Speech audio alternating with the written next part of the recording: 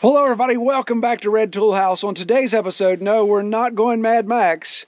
We want to talk about pig teeth because we'll have piglets here on the farm hopefully soon. So come along. So in the next several weeks, we should have this sow here. That is Pepper. She should be farrowing soon. And then also in the greenhouse here, she's behind closed doors, is Noelle. And I think she's going to go before Pepper does. So we've got her sequestered. But with piglets coming along, that gets me thinking about all the things you have to do, or people say you have to do, after piglets hit the ground. So a question I run into from time to time is about piglet teeth. And that's needle teeth, wolf teeth, milk teeth even, and tusks. And the question is, are all four of those the same thing, or is there some mix-up there? Well, the answer to that is kind of yes and no. So let's get into it. So the reason why that answer is yes or no is because out of those four things, only three of them are the same. It's kind of like Sesame Street. One of these things is doing their own thing, right? So wolf teeth, needle teeth, and milk teeth are actually all the same thing. Tusks, however, are something separate. Well, let's talk about those three first, and then we'll get on to tusks. So for this discussion, I've recruited the help of my old friend Hoss. Hoss was, how do I say this? Hoss checked out at one point on the farm. So, but no good pig goes to waste. So Hoss is going to help us with this discussion. I asked her, she seemed to be fine with it. The only problem is she is complaining that the mice are stealing bits of her. They've taken her teeth and kind of chewing on the back of her cranium. But she's still going to be useful for our discussion. So let's talk needle teeth. Needle teeth, wolf teeth, or milk teeth. Again, all the same thing. And what they are, they're 8 deciduous teeth that a piglet is born with. And their formation is 2 on the top left, 2 on the top right, and the same on the bottom. 2 on the top, 2 on the bottom left, and 2 on the bottom right. And these are actually the 2 sets. One is an incisor, and one is a canine. And they, like I said, they are born with them. So as soon as they pop out, they have these 8 teeth in place. So like I said, Hoss is a little ticked off because the mice have stolen her front teeth. These would be her incisors. So you see these gaps that we have here. And, you know, as with any good dentition discussion, I'm not a dentist, but I know one that's very helpful. He helped me with this discussion. Then if we kind of split them out here in the middle, this is incisor group 1, group 2, and group 3. And then we get to the tusks, or canines. And then we get to premolars, which are right here, those 2 holes. And the premolars go all the way back to this set. And then in the very back, we have all the molars. But we're going to hang out here at the front. So when a piglet is born, it has baby teeth. That's why we call them deciduous, like leaves. They lose, like trees that are deciduous, they lose their teeth, or they lose their leaves. Pigs lose their deciduous teeth, baby teeth. So wolf teeth is this position and this position. So the canine comes in, and the third incisor comes in, and that's, like I said, that's right when they're born. So those are already there. They're kind of pointy. If you've dealt with piglets, you know why they call them needle teeth, because the little suckers hurt like crazy when they bite you. So what's the purpose of these needle teeth? Why did God create piglets to come out with, you know, little needles on their faces? Well, the reason is it's for survival of the fittest, basically. It's a competition.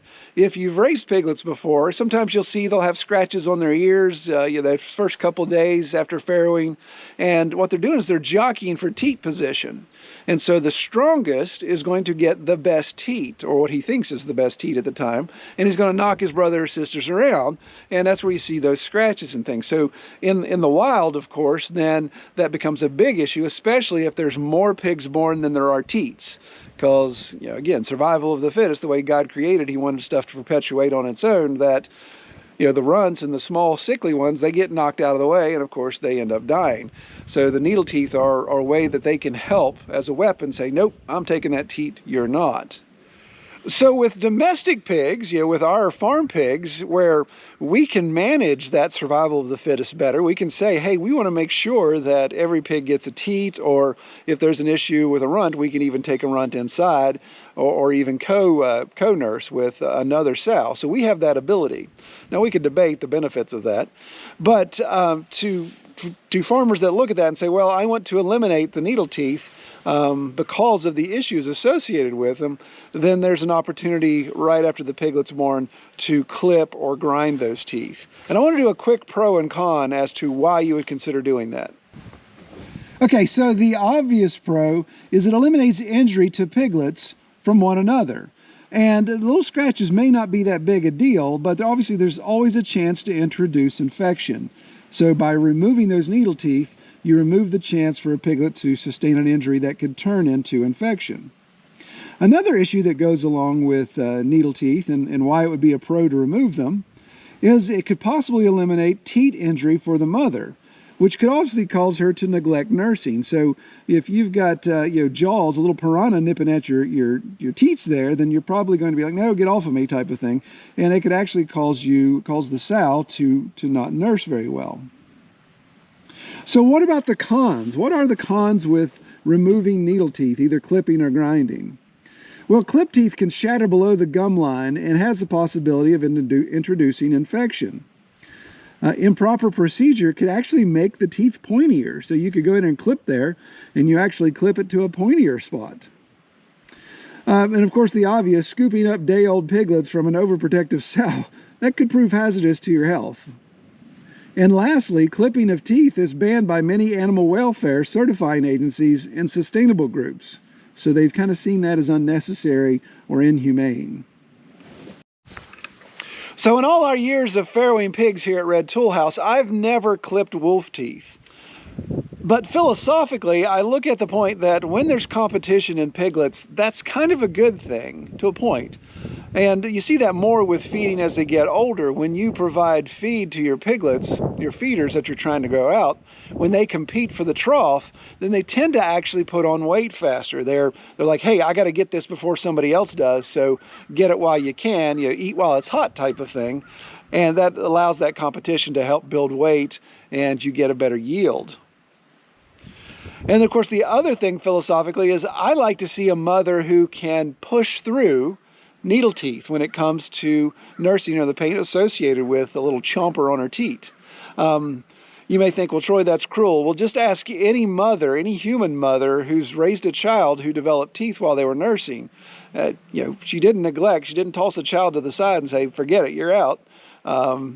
Push through, of course.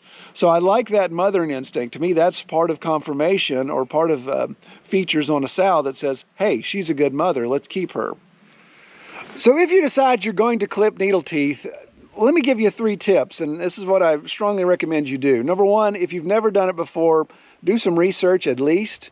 Ideally, help somebody who's doing it that has experience, or ask them to come help you, because there's a right way and a wrong way. Second, make sure you buy the right tool. If you're going to clip, don't just go get it in your toolbox and get a dull chip of wire cutters. Actually buy the clipping tool. That will make sure that you get the cleanest cut. If you cut too low, there's issues with the gum. You want to make sure the lip and the tongue's not engaged in that situation, so you're clipping flesh. And you don't want to have a dull or jagged or cause the tooth to shatter. And also, after you've done each clip, take your finger and rub it over the spot you just clipped to make sure you didn't produce a much sharp or jagged edge that not only injures the teat, but could also cause cutting in the lip and then lead to infection for the piglet as well. So as I mentioned, the needle teeth are deciduous, so they will fall out. So the tooth that was here, the needle tooth that was here and here, will fall out and will be replaced by the permanent third incisor and the tusk. Well, since I mentioned tusks, let's just go on to that topic. So all pigs have tusks. Several videos ago, I kind of chuckled at somebody that made a comment that tusks are a sign that your pig is going feral. No, that's not the case. All pigs have tusks. Even sows have tusks. And for a pig, it is their #1 form of defense, other than their overall girth, of course. So those tusks are basically canine teeth that continue to grow through the entire life of the pig. Obviously we have canines too, right? Some of us are straighter than others, but we all have canines, but ours don't keep growing. But a pig's tusks keep growing all through their life. Well, let's look at Hoss here. Now she's a little upset because she's had some tusk issues. Open wide, Hoss. Oh goodness, not that wide. So here is one of Hoss's tusks that, like I said, the mice have liberated. But you can see just the size of this tooth below the jawline is pretty massive.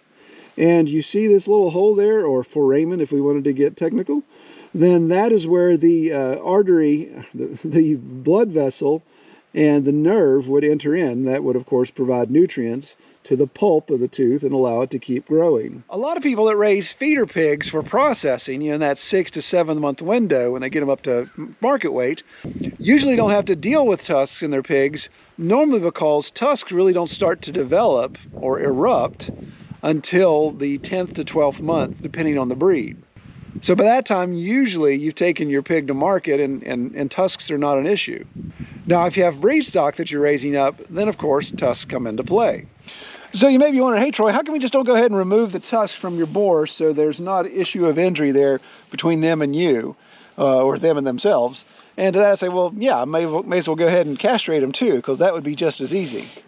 But there are people that do choose to remove the tusks from the boars, and the process is usually done with either a wire saw, a grinder, or even bolt cutters.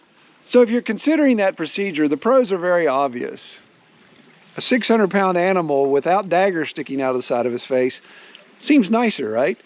It's going to reduce the chance of injury between the boars and me, the farmer.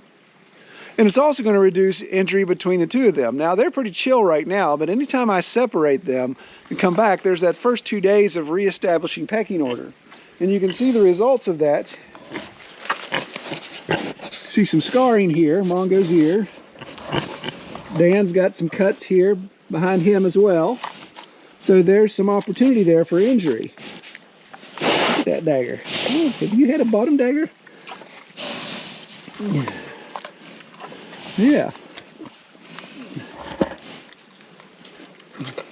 That thing's pointy.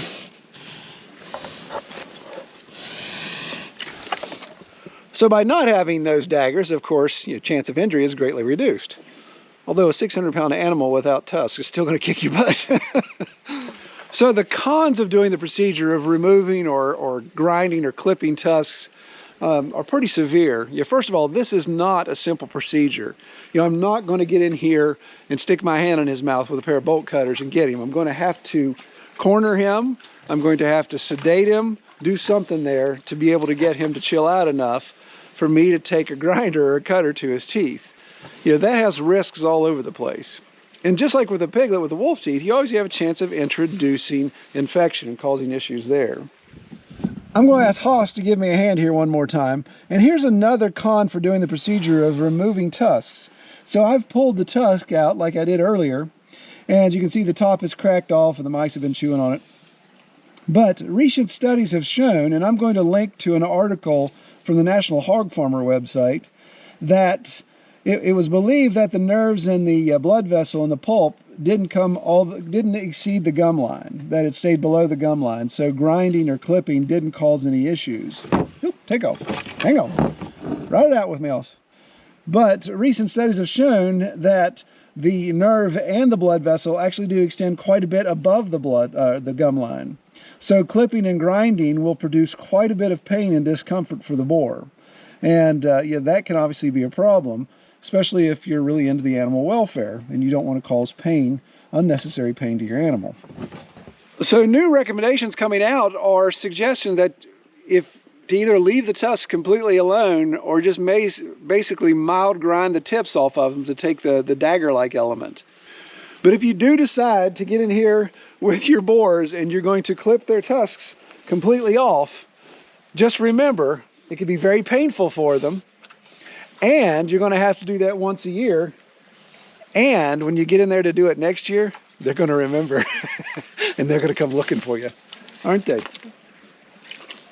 Wouldn't you, Mongo? Oh, good ear scratches. Well, I hope this video is something you could really... oh, don't make me say it. Oh, I'm going to say it anyway. I hope this video is something you could really sink your teeth into. And I thought it would be important to talk about it since we're going to come to that decision of, do we take care of the needle teeth in our piglets to be born soon? And the short answer to that is no, I'm not messing with them. We're going to leave them where they are. Well, do some other quick housekeeping real quick. Comments are still coming in on our gas leak detector contest, and you guys are cracking me up, so there's a pun there as well. So if you don't know what I'm talking about, go back to the previous video, and we're looking for quality, humorous, creative comments about a gas leak detector, and the best comment, Kelly and I will decide what we think is the best creative comment, and we will send you a free gas leak detector. Also, I want to do a shout out to Saul Zane 6077. He was the first to comment on our video where I was working on the boar pasture fence to point out that I neglected to plug in the Energizer after I was working on the fence for one night and came back a couple days later to continue my work. So, good work, Saul. You were the first to respond and get the answer correctly. Pray everyone has a great week. You all take care.